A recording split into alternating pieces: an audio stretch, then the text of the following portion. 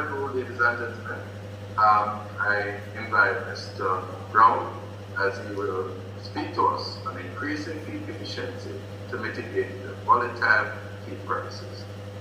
Ladies and gentlemen, Mr. Brown. Thank you, Mr. Elliott. Good to see you.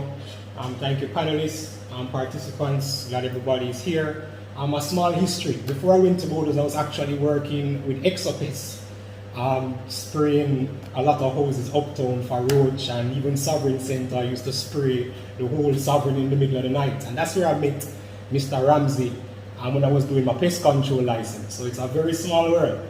I'm about to share my screen. So, again, thank you guys for having me, and let us begin. So my presentation really focuses on, as what Mr. Elliott said earlier, is increasing our feed efficiency to mitigate volatile feed prices. Let us look at the situation that's going on. I'm sure everybody here who raise chicken, raise any animal, or even eating flowers, so you have seen a major increase in our prices. As a feed mill, we have seen an exponential increase in some of the raw ingredients that we use to make our feed. So for example, corn prices, and this was projected from December 2020, that we see a 12% increase in the prices. So a per bushel price now for corn ranges between $5 to $7 US per bushel. Soybean prices has also increased to $14 per US, and this is an additional $100 US per ton. What's also impacting the feed mills and a lot of our commodity producers is that we have seen an increase in shipping costs. So I got some data here from the USDA that kind of show you the trends of how prices of these raw ingredients have increased. From 2014 to 15, we have seen small increases, and also some reductions. But if you look at the figure here, in 2021 to 22, we're now at $5.70 for corn. A good alternative for corn would be sorghum, and we've seen that also trending upwards. It's now at $6.10 per bushel. Barley and oats, which we use in our horse feeds and that type of stuff, rabbit feed, is also trending upwards.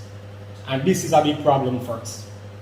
So what we have seen is that we have seen an increase in animal feed prices, and this impacts our food and nutritional security locally.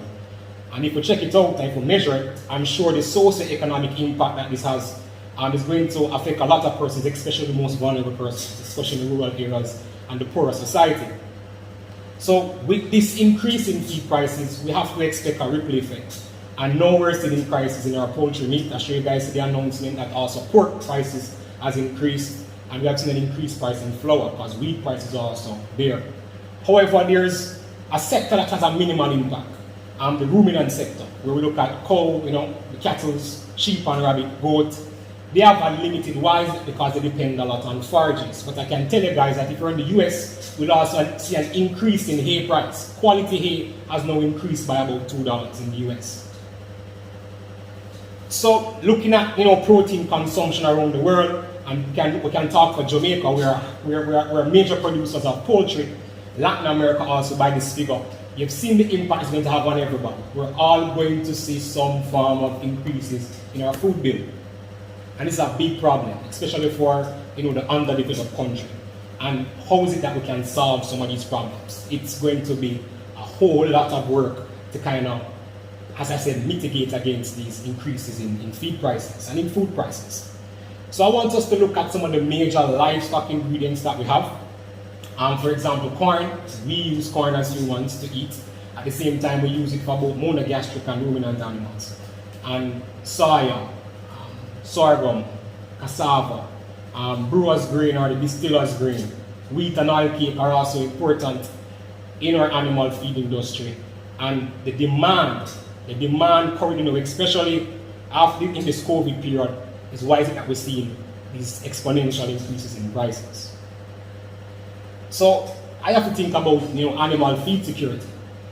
This is some data I got from the Economic Planning and Policy Division, where we're looking at what's it that we consume, imported ingredients for animal feed. And if you look in 2018, we're roughly about $60 million US worth of animal feed inputs that we bring in yearly. And this is a big problem. We're not food secure, and we're not also animal feed secure, because that is really one of my focuses as a nutritionist.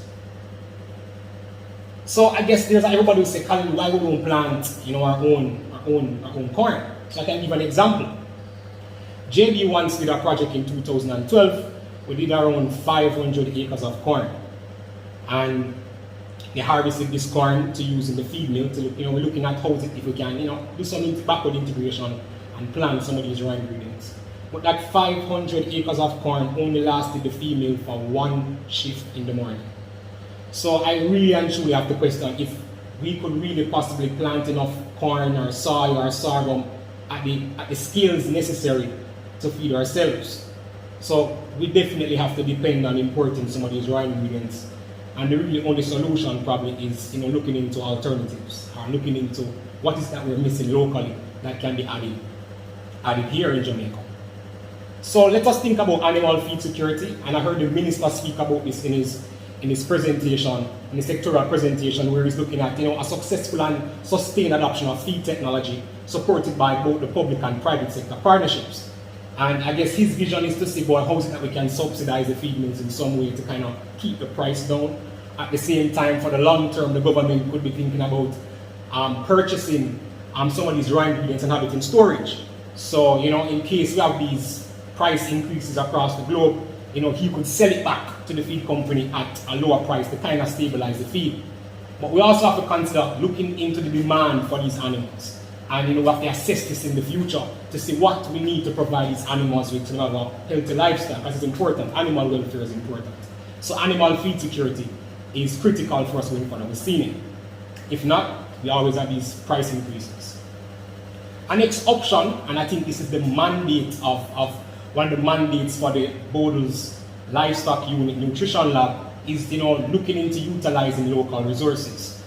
And where we're really missing out is that we have a lot of forages and actual byproducts that we can actually use to help solve some of these problems. For example, we did our research when I was at Bodle's for Hypro, we were looking at supplementing cassava for corn. And we did up to 30%, and we got very good results using cassava replacing corn in our pig feed. And next thing that we need to look at is what I'll say, position some of our forages, where we look at what we call the relative feed value. And we compare this to corn, because everybody compare their price to corn. That is like the benchmark. So we have forages that we have locally that we can use to basically market ourselves or kind of leverage what is it that we use in our feed and leverage it to other countries to say, hey, I can provide you with this if you give it at a discounted price. There is a lot of stuff that is untapped here that we're not using. One such thing is even the dunder water from the sugar factory, what they call we could make it into condensed molasses salts, and this is used heavily in Texas and in New Orleans as a part of the feed ingredients, and we are just wasting that out here. So we really need to tap into what we have locally and start to leverage this to the bigger marketplace.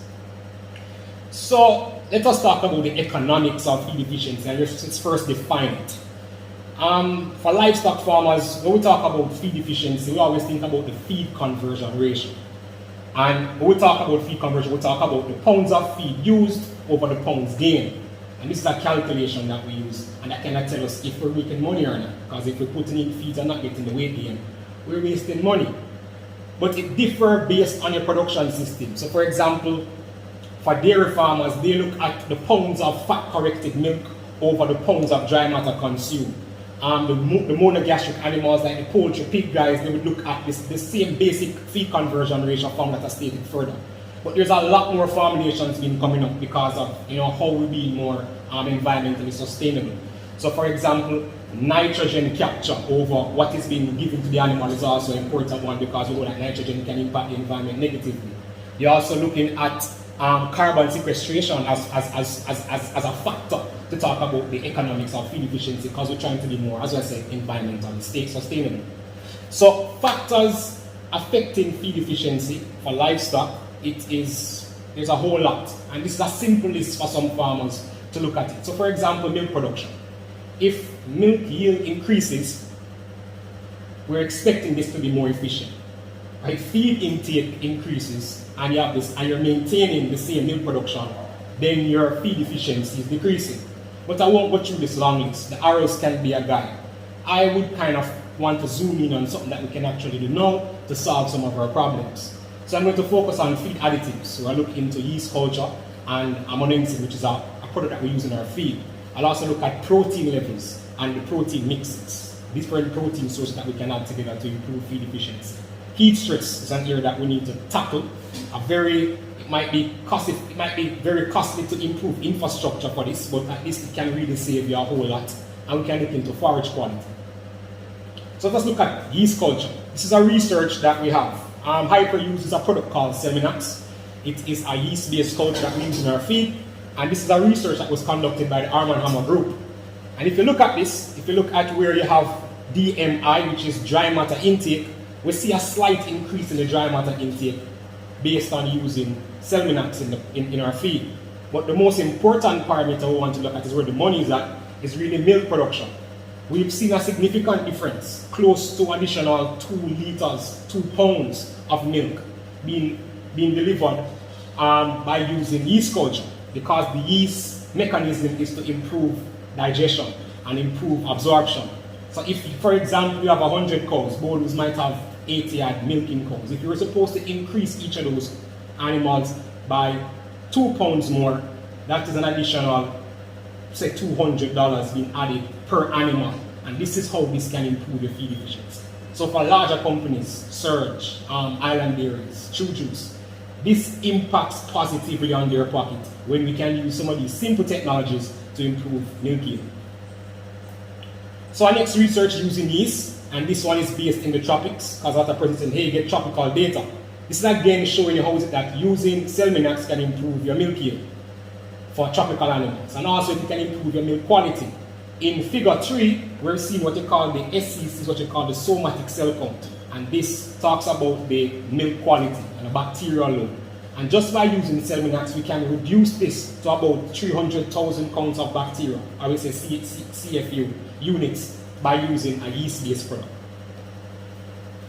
Now let us talk about what I call protein levels and protein efficiency. And when we speak about this, we're really talking about the impact of nitrogen capture. And this is what protein goes in and what comes out through the rear end. That's important. And also the production levels. So I got this research from University of Illinois, where they're looking at both protein form and protein level. And if you look at the bottom, we've seen feed efficiency at its best when we're using about 14% crude protein. Why is it that I can't say you won't get, you will not get better yields at 14% crude protein, but what you have is more capturing of your nitrogen, so you're not wasting your protein to the environment. At the same time, we've seen where we adjust the protein quality, so instead of using soya bean meal, we add a different protein product, which I don't want to name, and we get increased protein consumption just by changing the level of protein that we use, because there is ways that we can formulate diets for you to get a more efficient protein source. And this is what, as feed companies, we do to improve our clients' production, especially when we're trying to compete. So protein levels, very important. This is a big debate that we're having right now about which level of protein is important, especially for our small ruminants. And I kind of pulled some data out where we're looking at out in the industry we have a 15%, 18%, and there's also a 20% crude protein feed. My take is that farmers should be guided in the best manner on which of these feed sources they should use, because we have different breeds. And I can tell you, the genetics is what really play an important role in what is it that you're going to utilize. So I would say to a farmer, if you have a native animal, that has that adaptive genetics and that was developed, or their reproductive fitness was built on being able to use low quality forages and produce meat or milk, I don't see why we need to be upping our protein, because these animals were built to survive on low quality forages, just like the Jamaica Hope. So pulling from research data, we've seen that the optimal use is definitely between 14 to 20.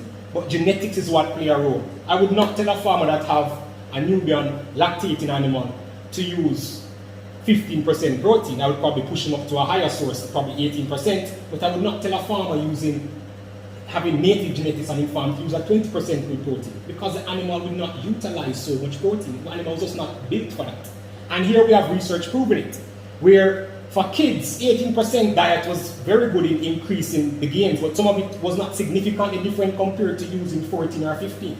And this is what I would love for us now to go out there, especially rather, to use this data to kind of guide the farmers in how is it that we're feeding our animals. Because they're not saving money if we're telling them to use a higher protein source which costs more, and at the same time we're actually wasting nitrogen to the environment. So this is how we can improve feed efficiency.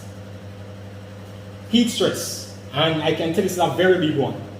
This is a research again from University of Illinois where they're looking at the temperature. At 68, we would say that's the term neutral zone, and we're seeing where the dry matter intake there is about at 40, and they're getting 60 pounds of milk. But as we increase the temperature, especially if we increase the THI, which is the temperature humidity index, the heat stress indicator, we've seen a reduction in milk production. Even when dry matter increase, we're still seeing a reduction in milk yields because heat stress negatively impacts some of these metabolic processes that can lead to performance, meat gain, and milk yields is affected by heat stress. And how we can solve heat stress problems? Some cases planting a tree in pastures, sometimes providing a shaded environment where these animals eat. And I think Boodle's kind of moving into that direction where they built this massive barn that can allow the animals to eat under a shed. And that I can tell you with significantly these animals be more comfortable and be able to produce more milk. And that is something that Boodle should capture that data to prove that this investment into that infrastructure can improve performance. Also, I'm promoting phase feeding. I want to speak about phase feeding. I'm teaching farmers that we need to know when and how to feed throughout the animal productive life cycle. We don't want to have that red line where we're just feeding one feed throughout the time. The shaded area represents when we're overfeeding and when we're underfeeding. I would love for farmers to be a little bit more targeted with their feed approach. So if an animal is not producing milk, she doesn't need to be fed the same way as when that is one. And that's what I'm seeing out there when I went to go on farms. They have one diet for everybody. And this is where you're losing money. So for example, if you're feeding $25 a day per head, and you're feeding that $25 to a kid, to an adult male, to the maintenance mother, to the lactating mother, you're losing money. That $25 head can just probably be fed to your fattening animals and to your lactating mother. And you could spend probably $9 per day feeding your maintenance mothers and feeding the kid. And this is the approach I would hope to start going out there and promoting to our farmers to show them feed efficiency based on a cost, because everybody don't want to lose money. So once we add the cost value to this, I think they will kind of more see what we're saying and probably follow suit. Again, this is the impact of feed efficiency on your pocket. So this is a very simple diagram. DMI on the x-axis, which is the dry matter again intake, and at the bottom we have the feed efficiency ratio. And this shows that once I'm increasing my feed efficiency, so from moving from 1 to 1.5, the farmer can save 45 cents. And again, if you're looking at a larger herd, so if you're operating a 500 cow operation, saving 45 cents on each animal is a big savings for a company. And this is what, again, I would stress that we go there and show farmers how is it that we can improve feed efficiency and also improve our profit margins. So again, we have to look now into, the effective utilization of concentrate and pastures, and that's basically what we're talking about. How is it that we can teach our farmers to understand feeding the animals at a different physiological stage? How is it that we can optimize, feeding concentrate and minerals to improve efficiency? And one of the most important ones is optimizing the nutritional value of grass pastures and the conservation of these pastures. So I can talk about, we did a preliminary research a couple months ago at Boodle's. It was at the dairy unit, myself, Dwight Mackey and Brittany Ricketts. We were looking at the effect of urea and bombardier on the Mombasa grass. They had a plot there. And what I can tell you from this research is that we really have to fine-tune how that we utilize in our pastures. Because, for example, on your left, where you have the effect on sward height. Sward height speaks about the length of the grass, that leafy part that comes up. We've seen definite higher growth rates when you use urea or when you're using Bombardier. Over, definitely week 8 was much higher than the rest. But if you look at the crude protein, this is where we have a problem.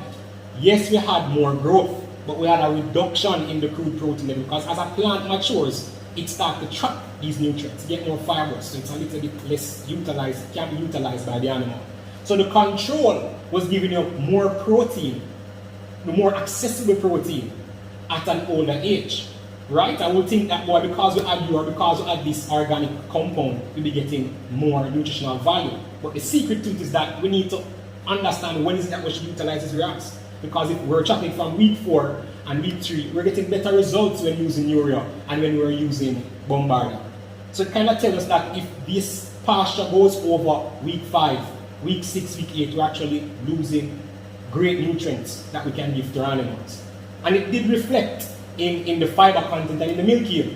So here we're seeing that by week 8, for both the urea treatment and the Bombardier treatment, we had higher levels of ANDF, and ANDF speaks about the fiber content of the grass. As I said, the plant gets more mature, more fiber, it traps the nutrients, and it cannot be utilized by the animal. And this translating into this at your right, on your right side of the corner, milk yield. So milk production was better using that control treatment because the plants that we're expecting to do better were too mature by that stage. And this is again a technique of utilizing pastures or understanding pasture management better for us to have better performance for our animals. So in summary, feed efficiency is a critical benchmark to monitor farm profit. And how is it that you actually, if you're wasting money or not. We need to look into improving dry matter intake and feed digestibility. These are probably the easiest ones that we can achieve right now, and the easiest one that we can actually calculate right now to see what is going on. Feed economics, so we speak about that, is about balancing production and feed costs. And that is where we are right now with high feed prices. We have to look into what we are producing, and either we draw back some of the feed or we improve the feed to get better production so that we can make more money. That's ultimately what we're doing some of this business for. And to drive this forward, record keeping and research is the only way to drive this sector forward. So I'm depending, better collaboration between stakeholders like myself and the Research Development Division to drive this type of economic-based research for livestock farmers to know where is it that we can, find ways to make some more money out of our operations. So that's my references. I want to thank you for listening. And any questions?